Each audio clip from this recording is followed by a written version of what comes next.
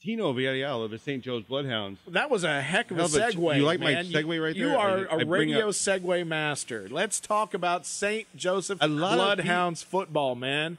A lot of people call me like the RGV College of DJs or sports personalities. Like I'm not really a good one. So, but anyways, Tino. Hey, man, what about this big win for the Bloodhounds last night? Who are we talking with now? We're talking with the coach. Tino Villarreal, the St. Joe's Bloodhounds, who came back. The first week, they lose to Gruya, but he says, no, I'm going to show everybody what we're about. And last night, they took it to Lyford. Well, yeah, I mean, they always try to get, good teams on the schedule that they're going to help make them better by the time, because they've got a very small district. It takes them a while. They've only got like 3 games that they're going to play in district, so they have to make sure they're ready. Best way to make sure you're ready is play against good teams. Hey, Coach, tell me about last night's game, because it was no holds bar. You guys came out firing. Yeah, I mean, Jake, thanks for having me on the show. I just think that sometimes people forget that we have some great returners, but we're also very young. And I know that, last week, I remember my first start when I was going to play varsity football, and I had a lot of butterflies in my stomach. And I think we had about 12 of those starters with some butterflies last week. We let Gruya jump on us, and we did our best job to not give up and fight back. And we just turnovers will be a killer. But we came back and we fought hard. We answered back in the second half, and I just thought we left a lot of football out there. That was the theme all week long: is the butterflies are out. You can't start that way, and let's jump on them early, because Lyford is a good team, and if we let them get in the game, we could be in trouble again. Now, how does that work? After having a banner year like last year, and then coming into this year, and having to kind of massage the egos, like, tell the kids, what you did last year doesn't really apply this year. How did you guys do that? Well, we're still fighting that battle right now. I think that a lot of people expect to win. I also, a big battle that we have here in practice every day is telling the kids that you're not last year's team. You obviously look at our roster and you look at the faces, and yeah, there's a couple of players that are around from last year, but this is a new team, and we've got to create our own identity. And just because you put a Bloodhound jersey on, it doesn't really say anything other than it's time to strap it on and play some football and create your own identity. Sorry, Coach, my mic. I was away from my mic for a second. Hey, now, tell me about Kai Money, because a lot of people, we talk about Kai before the season, but, after last week, kind of people forgot to talk about him, because, you have Gilpin, you've got Gustavo the Great at Brownsville Vets. There's a number of good quarterbacks out there, and it was almost like people stopped talking about Kai for a week, and then it was like, okay, Kai, let's go, let's get the momentum back. Yeah, I mean, look, having a 4-year starter in Kai is good for us. I know that sometimes, he gets a lot of attention. I know that with Dave Campbell's magazine, having him out there as a cover boy, it's all well deserved. But I think people in that is also massaging that relationship to let him know that he just has to go out there and play his game. It's not about carrying the team on his back or his shoulders. And I think sometimes when people do that, they try to do too much, and that's where you open yourself to mistakes. I know that last week we were a little uneasy. Our offensive line is still young and learning, and he just has to learn to sit there and trust him. And that's kind of that's been really what I think is taking us some time is gelling and getting our team to play together as one, and not have the veterans lose faith in the rookies that we have. But this week, I mean, it was business as usual. I told Kai to just settle down and be himself, and I'm sure you'll see some highlights on that. And I mean, just made some amazing plays. I thought that the best play of the game for us was our third play.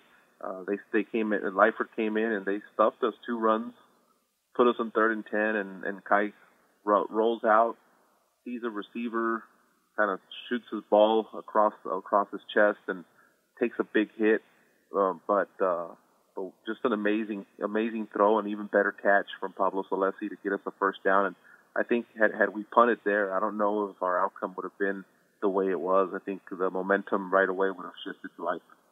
Hey, Coach, it's Clay Williams from CBS 4. Congratulations on the win. I wanted to ask you, because it's interesting, you mentioned the veterans having some, believing in the rookies, trusting in the rookies, because, the shoe is on the other foot, because I'm sure that, 4 years ago when you first put Kai in as a freshman, it was kind of the other way around, right? It was the veterans having to trust in a freshman quarterback, and now, all the receivers that Kai threw to for his first, 3 years are basically gone, and he's having to put his trust in a whole new crop, kind of the same way that they did in him.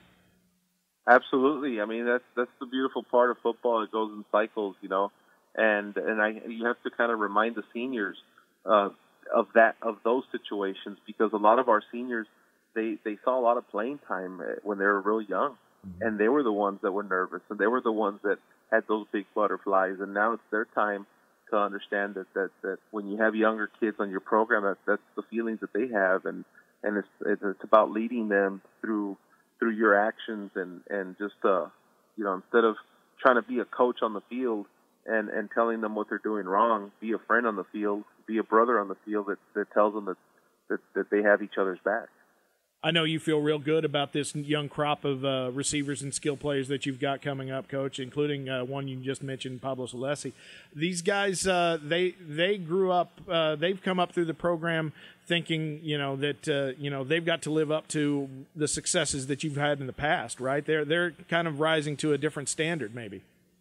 Yeah, I think absolutely. I mean, the talk is, it's funny how at St. Joe a couple of years ago, getting a game to be close, people would tell you, "Good job, coach," and we used to walk around the hallways and, "You're doing a great job." Now, last week, I thought that our kids fought real hard in the second half. I was very proud of their effort. I understand that we're young and green and that we're learning, and I know we're going to get better every week. But now the expectation, just even in our hallways, is different. I walked around and people, "Well, what happened? Are we okay? Are we going to be okay this year?" There's a sense of panic and urgency here at the school, and I think that our kids feel that, and they come into our locker room and sometimes have really high hopes and expectations. And my job is to ground people, because I'm a big believer in hard work. I'm a big believer in winning the play, and then letting. I'm not a scoreboard coach. I really don't. Yesterday we were up pretty heavily, and some of my parents who come watch actually said, "Why were you so upset at the end?" I said, "Well, I'm upset because the scoreboard doesn't matter to me. It's about the process, not the result. And we can't be sloppy and expect to carry that on week in and week out and keep winning football games. We have to learn to finish games. We have to learn that it's about the process, not the result, because like you guys said, we scheduled the toughest opponents we could that would play us. We need to get ready, not only for our district, but for beyond district. And in order for us to do that, I know that Rio Hondo, even next week, they're going to give us a great game. I mean, Rocky James has them going, and we love it. We love that challenge. And the tougher the teams that we're going to play, the bigger the stage, I think, prepares us, like Manny said on your show last week, Coach Gomez, and he says, you got to be numb to the big stage. And that's something, it's one thing, like you say, to ground the expectations, Coach. And we were talking with Coach Tino Villarreal of Brownsville St. Joseph Bloodhounds. It's one thing to ground expectations, but isn't it? It's fantastic to see the fans in the stands and to have that kind of anticipation and to have that kind of expectation for a team, right? To have the people go through the halls and say, "Hey, what's wrong? Why did we lose last week?" It's better to have that than apathy every time, right? Absolutely. I wouldn't have it any other way. The bigger the game, the bigger the pressure. I thrive off of that, and I hope that our kids do too. It's not something that we should shy away from. It's something that we should embrace. I tell people, I'd rather be relevant and lose sleep than to be irrelevant and get great sleep. That's a great line. So what's on the docket? What do you guys have coming up? And I know that we were looking at your schedule earlier in the season. Rio Hondo next week. Yeah. Well, we have Rio Hondo next week, and they're cupcakes. Now. Oh no. That's a great quarterback coming in there too, Coach. Oh yeah, are you kidding me? I told our team this morning when they were here for their workouts, I said the worst thing that could have happened to us happened to us. Rio Hondo lost by 3, and they got that empty feeling that we had. They're 0-1, and they do not want to be 0-2. They're going to come and give us every bit of who they are next week. And I would have rather seen a Rio Hondo blowout and have them beat a great team like Juarez Lincoln. This is a worst case scenario for us, but that's great. We embraced it. After them, we have Raymondville, who just beat Gruya. Wow. So now all of a sudden we got to travel over there. So now that's a big challenge for us.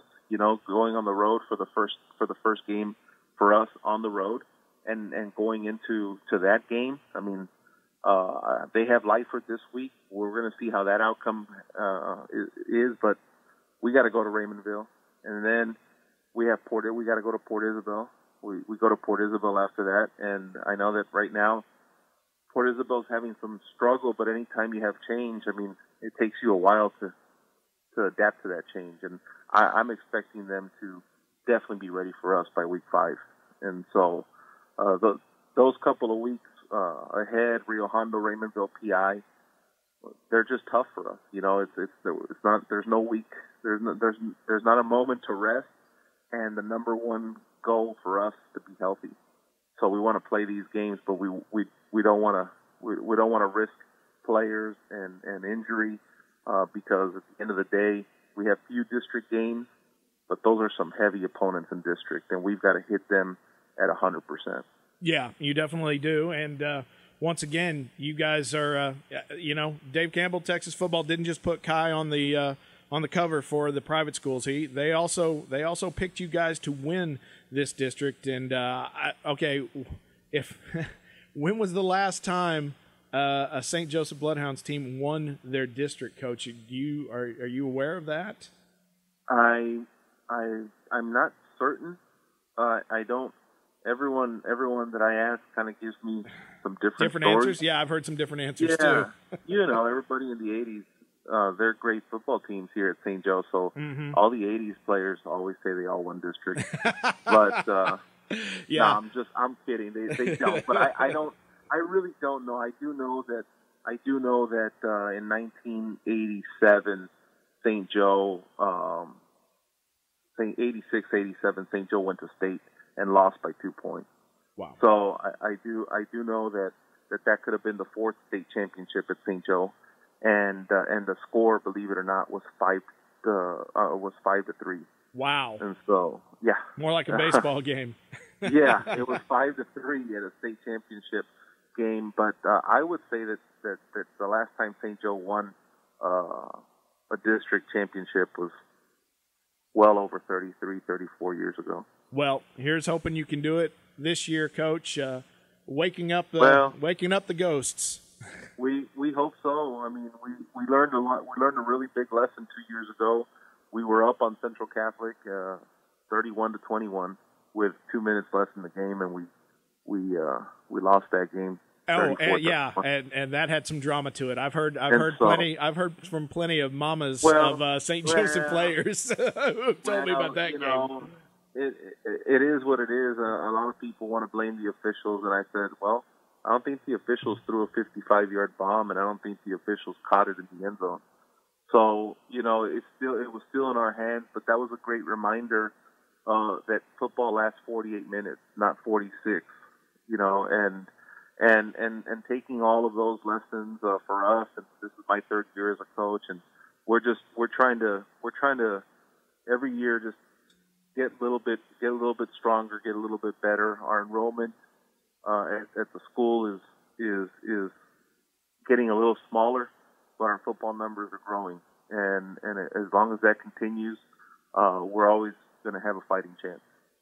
Well, Coach, we're up against the break, but I know that I need to stop by and see a game, and I think this week might be a good one. I got to see how the schedule shakes out in Sherryland, but absolutely, you guys are always more than welcome. Thank you, and thank you, Jake, for what you guys do, and Clay always covering high school athletes. I think that's great. You know, for a lot of these kids, it's not just about the recognition for mom and dad and their uncles and aunts, but you know, a lot of kids in the valley actually get a great education because of athletics, and that's not highlighted. That's not as highlighted, and I'm talking that as a society in conversations that we say. We always want to compare ourselves as a weaker kind of part of the state compared to the San Antonio, Houston, and Dallas areas.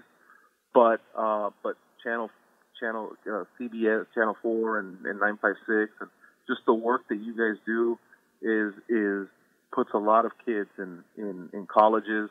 They get help financially. There's a lot of Valley athletes that are doing great things and pursuing college through athletics, and I think that's a great testament for you guys exposing them and putting their film out there and doing these type of shows, and I just want to thank you all for that. Well, thank you, Coach. We love doing it. Thanks, Coach. Coach Tino Villarreal of the St. Joseph Bloodhounds in Brownsville, playing at Canals Field this coming week against Rio Hondo, Jake.